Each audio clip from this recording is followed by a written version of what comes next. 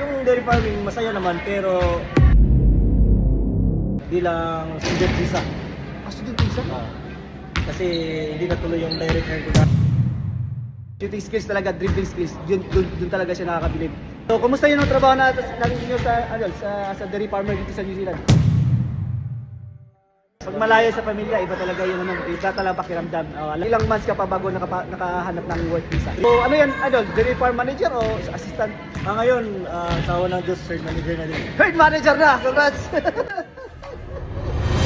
Okay mga idol, nandito tayo ngayon gabi.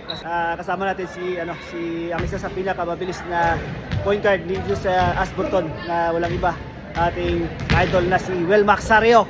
Idol, bago natin umpisan yung yung tanong ko sa iyo kasi marami talagang nag-ano sa iyo na nakasubaybay sa iyo sa mga videos mo, sa mga laban mo, sa mga pinunod ng mga liga kasi mostly talaga pag may mga laro dito sa amin sa South Island mga idol, sa Ashburton, kahit saan naglalaro talaga si Idol kasi maraming kumukuha siya bilang sa point guard.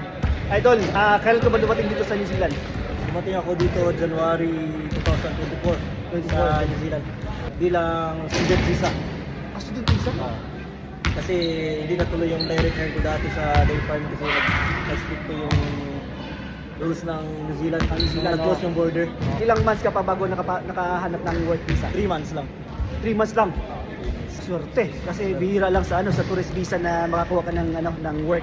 Maswerte ka idol na nakakuha ka ng work visa. So ngayon ang trabaho mo ngayon is anong trabaho mo ngayon? Dairy farmer. Dairy farmer. Dairy farmer. Yun lang talaga naging trabaho mo, wala ka naging ibang trabaho. Wala. Dairy farm. Saka yun lang din yung company mo hanggang ngayon, saka hanggang ngayon. Same employer lang. Same employer lang. So ano yan, dairy farm manager o assistant? Ngayon, sa unang Diyos, third manager na din. Third manager na! Congrats! Kaya pala kasi yung yung family niya dumating lang, kailan yun doon? April 7 lang. April 7 lang. This year lang mga idol. Last month, dito na yung family niya. At least hindi na ma-homesick si idol kasi iba talaga pag mga idol. Malayo. Pag malayo sa pamilya, iba talaga yung iba talaga pakiramdam. So, kumusta yun ang trabaho natin niyo sa dairy farmer dito sa New Zealand? Nung una, mahirap. Pero pag makukuha mo na yung routine ng farm, medyo madali na siya. Yung dairy farming masaya naman pero yung mahirap lang dyan is gising ka ng umaga. Yun lang talaga yung mahirap sa farming pero pag yung makukuha mo ng flow yung routine, madali na lang siya. Yung ilang baka ba yung inalagaan nyo ngayon? 950. 950? Oo, 950. Marami din. Apat kayo na trabante doon. Rotation na lang yung day off nyo. Day off. So pag-usapan naman natin idol yung yung background mo naman sa basketball kasi marami talagang na mga isa na ako doon na naging fan ako sa pagiging magaling niya sa basketball. Nung dumating siya dito 2024, napitikan ko siya at isa pa akong referee noon. Nagre-referee ako ng basketball. Sabi ko, sino makulit na batang to na mabilis gumalaw ba? Tapos napakagaling ng mga shooting niya. Shooting skills talaga, dribbling skills. Dun talaga siya nakakabilib. Idol, sabihin mo na, ikwento mo naman yung background mo sa basketball sa Pilipinas. Nung sa Pilipinas pa lang ako is naglalaro na din ako ng mga panalay. Panalay, Nakasama na din ng mga malalaking liga, mga bigating teammates. Lalo na dun sa Bismin Cup. Naglaro si Chalmers nun sa Zamboanga Valientes. Yung Chalmers yung PBA player? NBA player. NBA player? Nakalaro mo yun? Zamboanga Valientes dati. Lupit. Pero lang, quality time lang. Quality time lang ako. Kasi malakas yung mga kasama ko. Naging panalay ka sa mga liga doon, bilang commercial player. Lang ako. Tapos, yun nga, nag-decide din ako na hindi naman habang buhay na nandun yung panalay. Kasi tama. lalong tumatagal, tatanda tayo, wala na kukuha. Tama yun. Dapat nag-iisip na tayo sa the future. Totoo yun mga idol, dapat lalo na pag may pamilya ka na. So, taga saan ka pala sa Pilipinas doon? Cagayan de Oro. Bisaya. Bisaya. Sa Bisaya. Katulad ko rin, Bisaya din ako, Davao City ako eh. Doon ka talaga lumaki? Lumaki. Cagayan de Oro. Cagayan ang tawag sa inyo, no? Cagayan. Paging panalay mo sa Pilipinas, naglaro ka lang sa within Cagayan lang o sa ibang lugar? Hindi, sa iba din. Iba't ibang lugar? First, doon talaga sa Cagayan. Tapos, sa isang lugar ng Mindanao. Mindanao. Nakalaro din tayo ng Luzon. Visayas. Sa Luzon din, nung nakastay ako din, nakalaro din ako. Marami na din. So, exposure.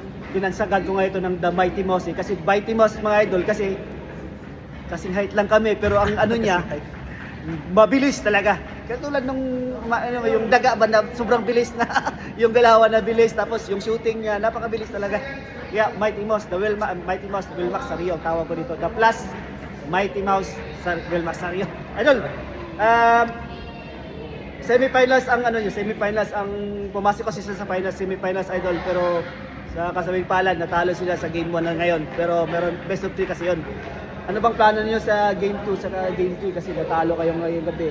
Nilalas yata yung mga outside na mga kasama niyo yung ano niyo. Pero okay lang yun, normal lang yun. So, siguro i-adjust namin yung depensa namin.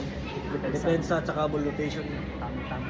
Kasi maganda yung laro ng kalaban namin Don Tracos. Isang team na din yun. Matagal na team na yun. So, pero kami ano Saka balita ko doon ka galing no. Naglaro ka team rin ko din yun Don Tracos. Naglaro din Kay yun. Boss Ariel dyan. Boss! Mother team namin yun ni Owen. Ano lang, adjustment lang kami tapos depensa talaga. Kulang kami sa depensa tapos sobrang tangkad nila. So, Lalaki adjustment lang at dedication. Daming mga six-footer din mga idol, mga sa Tracos mga idol, mahirapan sila sa ano talaga Ano sila. din yun, mga naglalaro na din yun. Oo. Mga malaking liga na kasi. Shout out na pala sa pamilya ko dan sa Cagayan de Oro. Yung mama ko, yung papa ko, yung mga kapatid ko, at saka kapatid ko sa US. Shout out. And thank you sa lahat ng mga supportan nyo dyan sa pagpunta ko dito sa New Zealand. Saka sa mga kaibigan ko dyan sa Cagayan de Oro, shout out. Yun lang po. Okay. Wilmax Sario. Gol, good luck sa lahat ng mga laban mo and alam ko magaling ka. Galingan mo pa. The Mighty Mouse, the Mighty Mouse, Wilmax Sario. Like and follow, share Pinoy Canterbury. Thank you mga idol. Napakamalupit. Wilmax Sario.